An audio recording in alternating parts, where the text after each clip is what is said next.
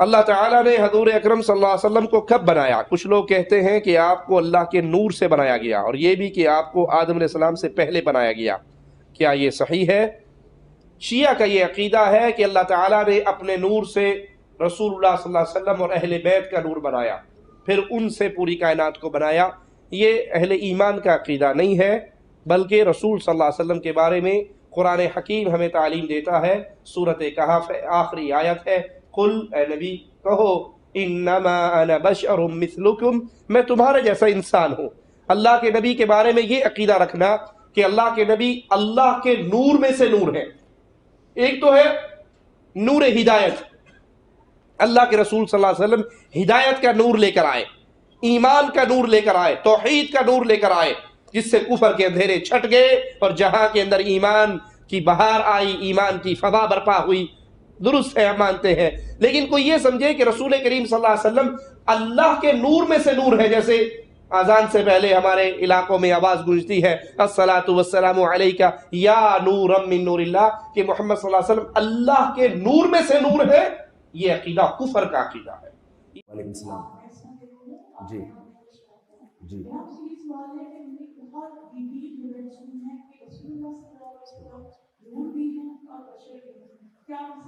دیکھیں، آپ صلی اللہ علیہ وسلم نور بھی ہیں، ہدایت کا نور ہے۔ نور کا مطلب کیا ہوتا ہے؟ جس سے اندھیروں میں روشنی پیدا ہو۔ قرآن بھی نور ہے، قرآن نے کہا ہے کہ اللہ نے قرآن کے نور کی مثال دی ہے۔ علماء بھی نور ہیں، لیکن نبی زیادہ نور ہیں۔ ہر وہ چیز جس سے ہمیں گائیڈنس ملتی ہے، کیونکہ اندھیروں میں ہمیں روشنی کی ضرورت ہوتی ہے نا، نور روشنی کو کہتے ہیں عربی میں۔ تو رسول اللہ صلی اللہ علیہ وسلم اس لحاظ سے کیا ہیں؟ نور ہیں کہ اندھیروں میں روشنی ملتی ہے۔ باقی آپ صلی اللہ علیہ وسلم اپنی ماہیت کے اعتبار سے، نیچر کے اعتبار سے بشر ہیں، انسان ہیں، کیونکہ آدم علیہ السلام کی اولاد میں ہیں۔ قرآن کہہ رہے خلقہ من تراب، آدم کو اللہ نے مٹی سے بنایا۔ آپ صلی اللہ علیہ وسلم کے والد بھی تھے عبداللہ، آپ کی والدہ بھی تھی آمنہ، حضرت آمنہ آپ صلی اللہ علیہ وسلم کی اولاد تھی، جس کو آج سید کہا جاتا ہے۔ تو یہ سارے بشر ہیں، انسان ہیں۔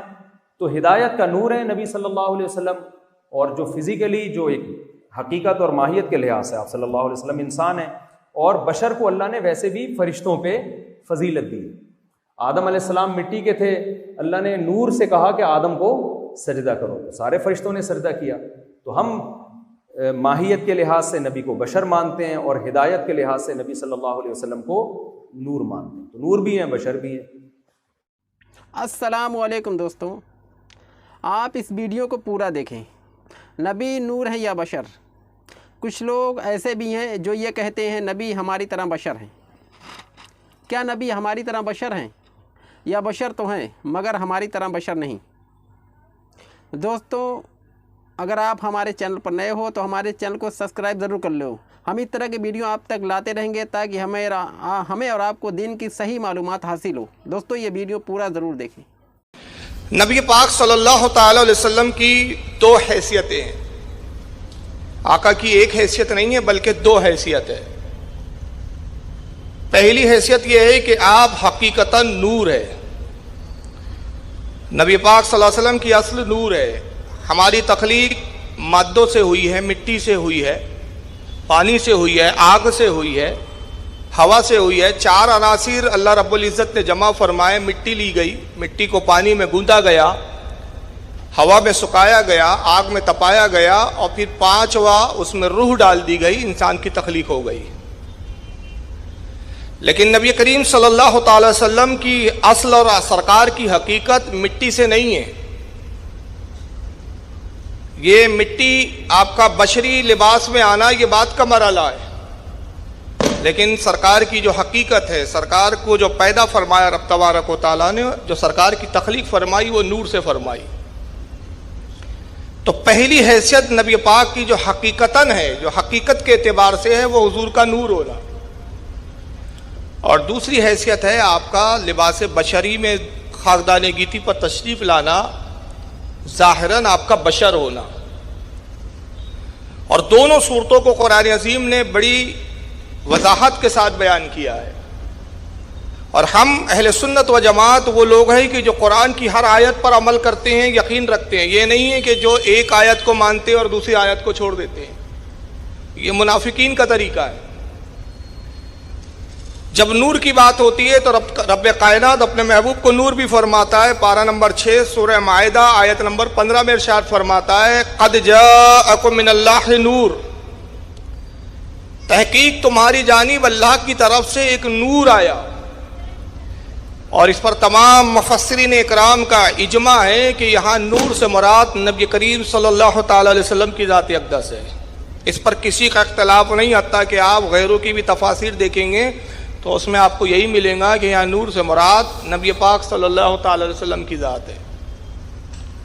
اور دوسری حیثیت بشر کی جو بات ہے، بشری حیثیت ہے، اس کو بھی قرآن نے واضح کیا. پارہ نمبر 16 سورہ کہف آیت نمبر 110 میں ارشاد فرمایا قل انما انا بشر مثلکم، اے میرے محبوب آپ فرما دیجئے کہ بے شک میں ظاہراً ظاہری صورت میں تمہاری طرح انسان ہوں. تو حیثیت یہاں بیان کی، اور اس پر ہمارے اہل سنت کا جو عقیدہ ہے وہ بھی وضاحت سے سن لیجئے آپ. ہمارے اس صدی کے سب سے بڑے امام جو اپنے صدی کے مجدد بھی ہے، محقق بھی ہے، مفکر بھی ہے، عالم بھی ہے، محدث بھی ہے، اللہ نے بہت ساری خوبیاں عطا فرمائی، اور اس دور کا ہم انہیں سب سے بڑا عالم جانتے ہیں، جس سے میری مراد حضور سیدنا امام اہل سنت اعلیٰ حضرت فاضل بریلوی رضی اللہ تعالیٰ عنہ. اعلیٰ حضرت فاضل بریلوی فتاوی رضویہ شریف میں واضح طور پہ فرماتے ہیں کہ جو نبی کی بشریت کا انکار کرے وہ کافر ہے. جو حضور کو بشر نہ مانے، انسان نہ مانے، وہ کون ہے؟ کافر ہے. اس لیے کہ قرآن نے حضور کی بشریت کا اظہار کیا ہے، ہم قرآن کی آیت کو تسلیم کرتے ہیں. اور فرماتے ہیں جو نبی کے نور ہونے کا انکار کرے وہ گمراہ اور بد مذہب ہے.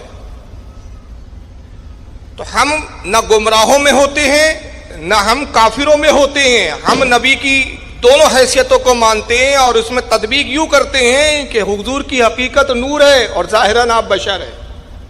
مگر اس کے مقابلے میں پھر قرآن کی ایک آیت لائی جاتی ہے، کہتے ہیں کہ تم نبی کو نور مانتے ہو. ارے قرآن میں دیکھیے صاحب، حدیث کی کیا بات کرتے ہیں آپ؟ قرآن سے بڑی کوئی چیز نہیں ہے. ہم نے کہا بتائیے قرآن میں کیا ہے؟ تو کہتے دیکھیے پارہ نمبر 16 ہے، سورہ کہف ہے، آیت نمبر 110 ہے. اسکرین نہیں لگایا ورنہ میں کچھ بولتے ہوئے مولوی کو دکھاتا. مولوی توصیف الرحمان ایک بہت بڑے سعودیہ کے علامہ ہیں، میں نے ان کا رد بھی کافی کیا ہے. وہ انہوں نے بڑی زور لگایا اس آیت کو پڑھنے کے بعد، کہتے ہیں کہ دیکھیے قرآن میں جگہ جگہ آیا ہے کہ نبی تم کہہ دو میں تمہاری طرح بشر ہوں. اللہ فرماتا ہے قل انما انا بشر مثلکم، اے میرے حبیب آپ فرما دیجئے میں تمہاری طرح بشر ہوں. کہتے جب قرآن کہہ رہا ہے کہ نبی تم کہہ دو میں تمہاری طرح انسان ہوں تو آپ کیا نور نور کی رٹ لگا کے رکھے ہوئے ہیں؟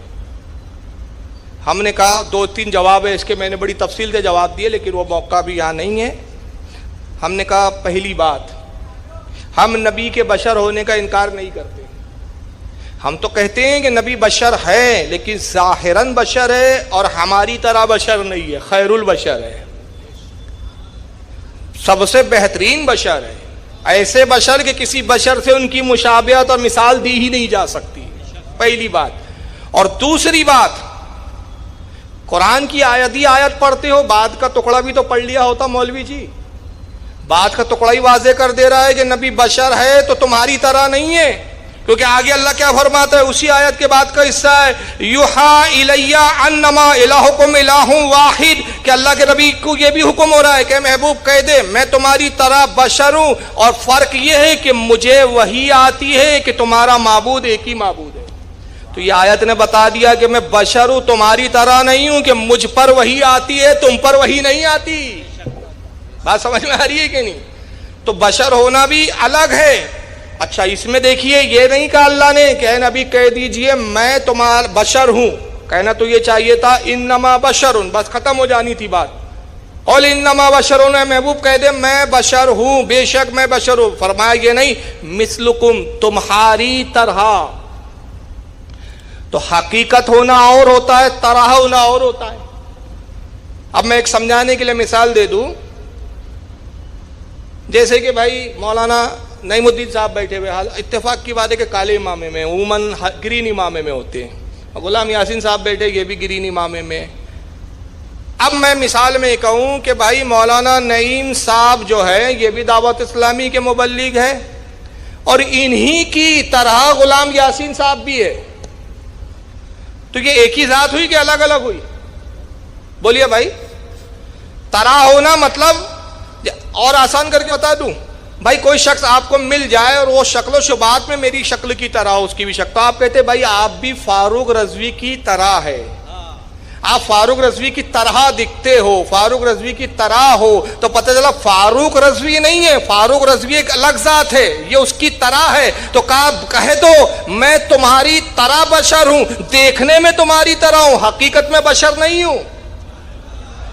حقیقت تو کچھ اور ہے، حقیقت میری نور ہے، اور یہ میرا رب کہہ رہا ہے. کہہ دو تو میں رب کے حکم سے کہہ رہا ہوں. تو اے پروردگار تو اپنے نبی سے کیوں کہلوا رہا ہے؟ خود کیوں نہیں کہہ دیتا کہ نبی بشر ہے؟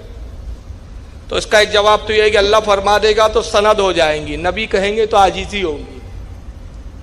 تو کہا نبی تم عاجزی کرو، میں نہیں کہتا، میں کہوں گا تو سند ہو جائیں گی. اور میں ایک نقطہ بتاتا ہوں کہ یہ بشر کہنے کی ضرورت کیوں پڑی، جب قرآن میں خود اللہ فرما رہا ہے کہ قد جاءکم من اللہ نور، تحقیق تمہاری جانب اللہ کی طرف سے ایک نور آیا.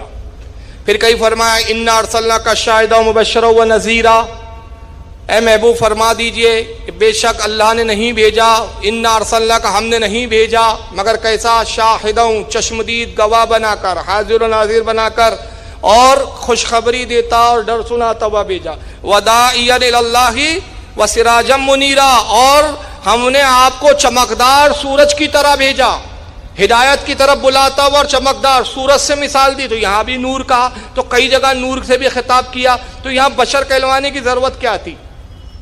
تو اس کے لیے ایک تھوڑا سا پس منظر میں آپ کو جانا پڑے گا. اور پس منظر یہ ہے کہ آپ قرآن کھولیے، پارہ نمبر 3 دیکھیے اور سورہ بقرہ نکالیے اور آیت نمبر 258. تو آپ کو ایک مناظرہ قرآن میں ملے گا، اور یہ مناظرہ ہو رہا ہے نمرود اور حضرت ابراہیم علیہ السلام کے درمیان. مناظرے کا موضوع کیا ہے؟ نمرود نے خدائی دعویٰ کر لیا ہے، کہتا ہے کہ میں خدا ہوں، انا ربکم الاعلی، میں سب سے بڑا رب ہوں. اور اللہ کے نبی حضرت ابراہیم علیہ السلام اس کو سمجھانے گئے.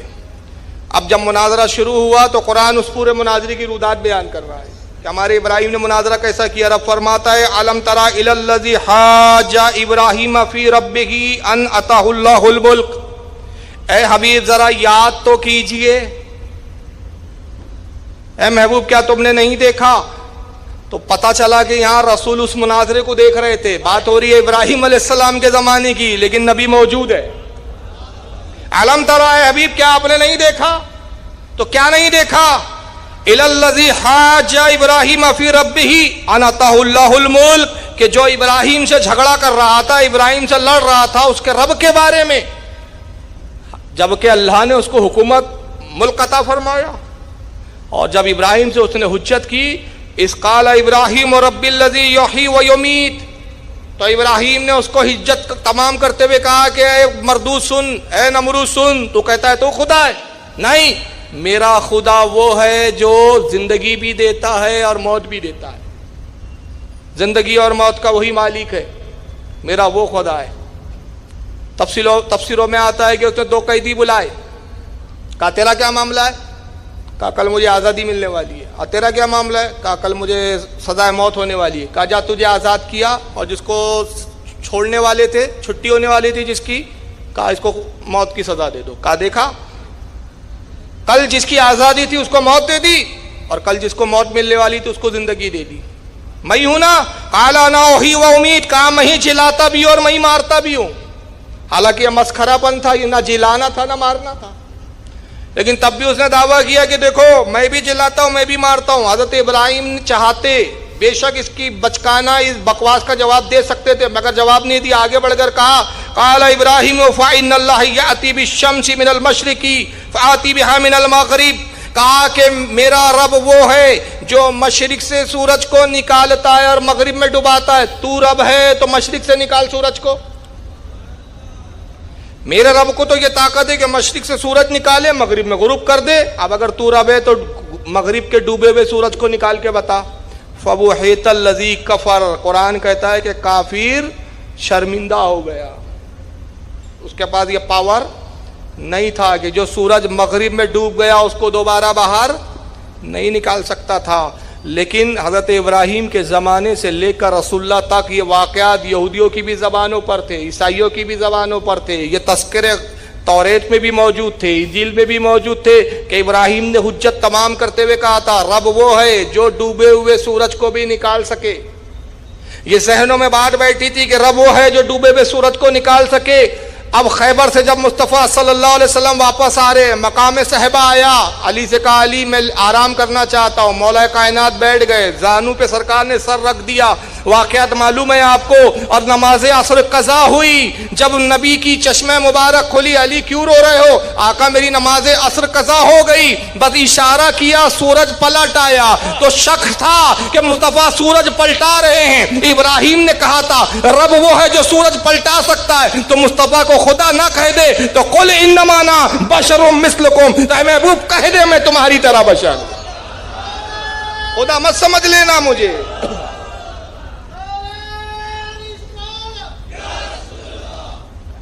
अगर ये मोजेज़ात देखो तो खुदा ना समझ लेना, तो इसलिए मैं कह दे रहा हूं, मेरा रब कहलवा रहा है, महबूब कह दे मैं तुम्हारी तरह बशर हूं। तो काफिरों से कह दिया कि देखो मुझे खुदा ना समझो, और जब तुम ईमान ले आओ, तुम ईमान में दाखिल हो जाओ, तो फिर मुझे अपनी तरह मत समझो।